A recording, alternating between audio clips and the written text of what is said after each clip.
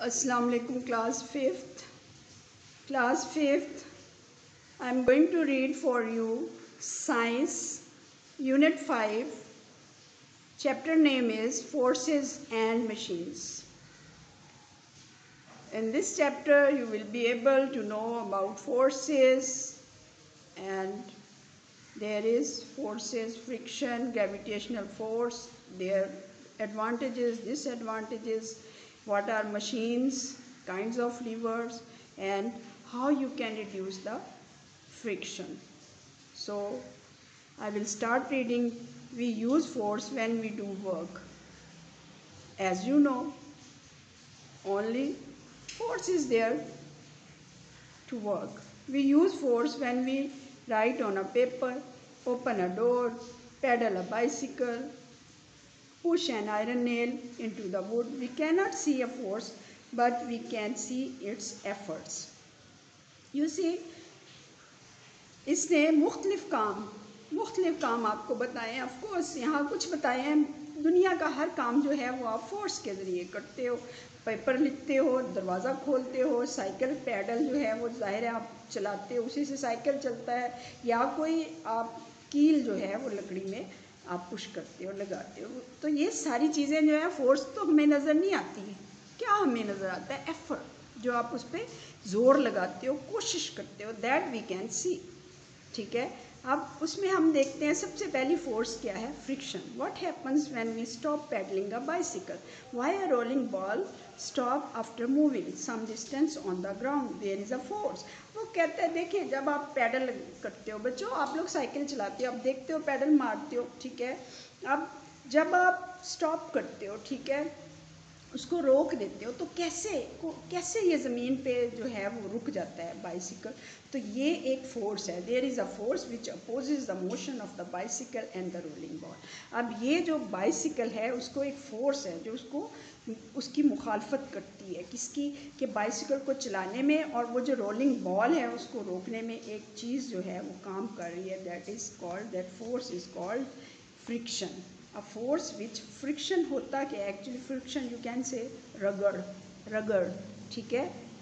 A force which slows down and stops the things from moving is called friction. Force और friction ऐसी ताकत जो कि चीज़ों को, जो व्हीकल्स को चलते हुए स्लो कर देती है जब आप ब्रेक लगाते हो, या उसको बिल्कुल स्टॉप कर देती है, तो वो क्या कहलाती है? वो रगड़ की फोर्स, रगड़ की ताकत फ्रिक्शन कहलाती है. ठीक है.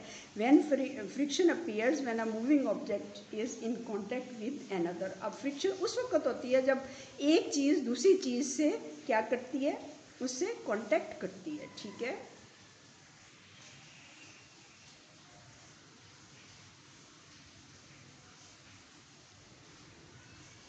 There is less friction when smooth surface such as glass and marble slide over each other. ठीक. There is more friction when rough surfaces such as sand, paper and brick slide over each other. ठीक है. अब बच्चों जब smooth surface होगी, ठीक है, such as glass और मार्बल, तो क्या होगा? फ्रिक्शन जो है वो क्या होगी? लेस होगी. यानी कि हमवार चीज़ पे फोर्स फ्रिक्शन की कम होगी. लेकिन अगर रफ सरफेस होगी, खुरदरी सरफेस होगी, तो क्या होगा? तो फ्रिक्शन जो है वो क्या होगी? ज़्यादा होगी. सच है सैंड पेपर. आप देखें कोई रेत खुरदरा पेपर ले लें, ब्रिक्स ले लें, ठीक है, जब वो एक दूसरे के ऊपर से गुजारेंगे तो क्या होगा? ये बहुत ज़्यादा जो है वो ज़्यादा हो जाएगी फ्रिक्शन. सी है. देखा, ये एक्टिविटी है, ये आप देखिएगा, इसको करके देखें. वो कह रहा है कि place equal size wooden and ice blocks side by side on a table, push them to slide over the surface of a table. See, देखिए, या उसने ये एक टेबल लिया है, उसके नीचे उसने कुछ ये जो है वो स्लाइड्स सी बना दी है. उस स्लाइड्स के ऊपर आप बर्फ़ का एक टुकड़ा रखें और लकड़ी का रखें, और फिर इसको आप इस तरह नीचे पीछे से फोर्स लगा के इसको धक्का दे के नीचे गिराएं. देखें क्या होगा. दोनों के लिए आपको फिर ये बताना होगा कि क्या है. ऑफ कोर्स बच्चों, बर्फ़ जो है ये क्या है? ये तो स्मूथ सरफेस है, इसलिए ये जल्दी से आ जाएगी नीचे. ठीक है. लेकिन ये जो है ये आहिस्ता से आएगी, और ये चीज़ जो है खुरदरी है, इसलिए ये तेज़ी से नीचे आ जाएगी. So roughness of the surface increases friction. ठीक है. And no surface is perfectly smooth. अब लेकिन ये याद रखिए कि बज़ाहिर हमें लगती है कोई भी बिल्कुल परफेक्टली, बिल्कुल मुकम्मल तौर पे स्मूथ सरफेस नहीं होती।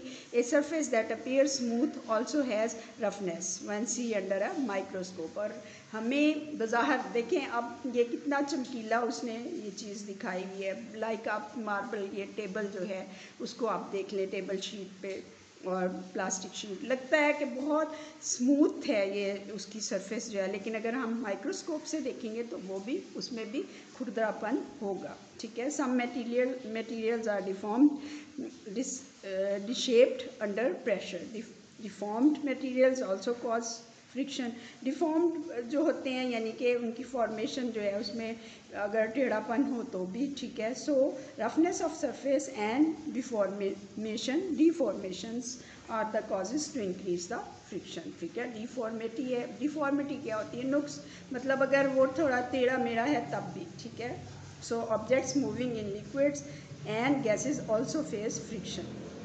Water resistance is a force which slows the object moving through water। ठीक है। वाटर जो अब तेज़ी से जाता है, आप देखें दरियाओं में, समुद्रों में, उनमें भी क्या करती है, एक फोर्स होती है, रेजिस्टेंस ऑफ फोर्स कहलाती है, जो वाटर को आहिस्ता चलाती है। ठीक है। उसको थामे रखती है, उसको जो है उसकी फ्रिक्शन कायम रहती है। Air resistance is a force which slows the objects moving through air. ठीक है। और एयर जो है उसमें भी रेजिस्टेंस पार होती है, जिससे चीज़ जो है वो बैलेंस कायम रखती है। उसकी मिसाल देखें, जैसे कि जो है वो बर्ड्स हैं, उनको आप देखिए, या एरोप्लेन्स हैं, एरोप्लेन्स आप देखिए, उसमें आप जो है वो भी उसको मॉडरेट, उसको उड़ाने में मॉडरेट करती है। ठीक है। वो अपना वज़न जो है वो चीज़ कायम रखती है। इसी तरह परिंदे जो हैं वो उस चीज़ को बैलेंस में उड़ सकते हैं। ठीक है। और ये क्या चीज़ करती है, ये रेजिस्टेंस फोर्स करती है। रेजिस्टेंस फोर्स पानी की, और रेजिस्टेंस फोर्स